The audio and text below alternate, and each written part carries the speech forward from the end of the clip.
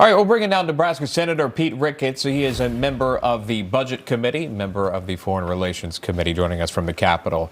Senator, good to see you. There's a lot to get to this morning. Let's start with China hitting back hard on the United States with 125% tariffs, so they lifted it up from 84% now. What do you make of that? Do you have a reaction to it? The president is trying to level the playing field with all the countries around the world. You know, typically the rest of the world charges us 4 times the amount of tariffs we charge the rest of the world when they try to send stuff to us. And one of the biggest offenders is China. And it's not just the tariffs, it's the fentanyl, it's the cyber attacks, it's the stealing of the intellectual property, it's the non-tariff trade barriers.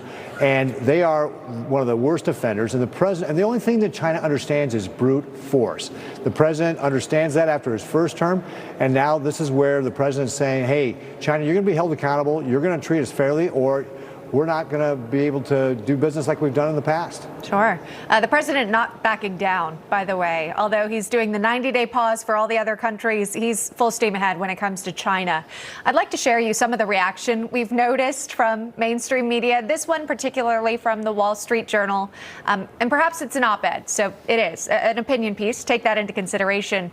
But the editorial board writing, Trump is still fixated on erasing the U.S. trade deficit with nearly every individual nation, which makes no sense given the differences in economies. His 90-day pause means the tariffs could come back with a vengeance if he doesn't like the concessions countries offer. Now, Senator, your thoughts on that analysis there? Do you share those same concerns? The president has been very clear about trying to get the level playing field for Americans, and I think it's important to take a step back about this. You know, we set up this system after World War II to help other nations recover from World War II and to get them on our side against the Soviet Union. It worked wonderfully well, except the Soviet Union fell 34 years ago. This should have been done 34 years ago. The president is now trying to make this a level playing field for Americans as we ship our products overseas. So this is something where other countries have for a long time gotten a sweetheart deal. Some of them may have to go through the 5 stages of grief, like China clearly is right now. They're in denial about this. But I mean, we got to get this to be a level playing field. It's just not fair to Americans. And the president understands this. So, you know, there's going to be some disruption. But at the end of the day, in the long run, if we have level playing fields with other countries around the world, that will help Americans. So that's what the president's got going on here.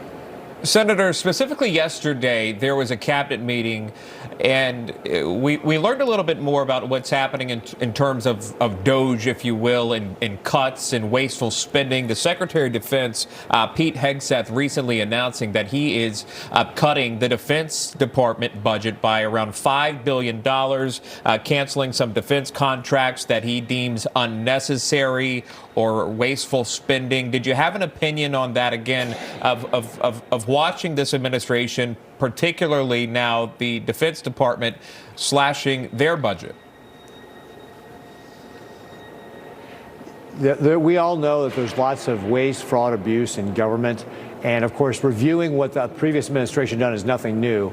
I think what Secretary Hegseth understands is that there are, even though we need to invest in defense, and of course the Senate and the House reconciliation bills both provide an additional $150 billion to the Defense Department, but just because you got a budget doesn't mean that the things you're spending on are the right things.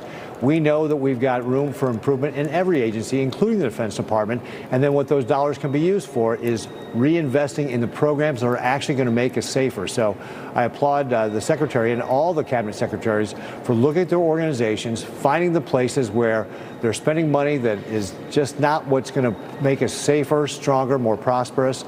And that's what's going on in the Defense Department, and the other cabinet secretaries are doing the same thing. All right. And DOGE moves ahead with their efforts to find this wasteful spending. That is Senator Pete Ricketts of Nebraska joining us this morning. Thank you so much, sir. We appreciate your time. Great. Thanks very much for having me on. You're welcome.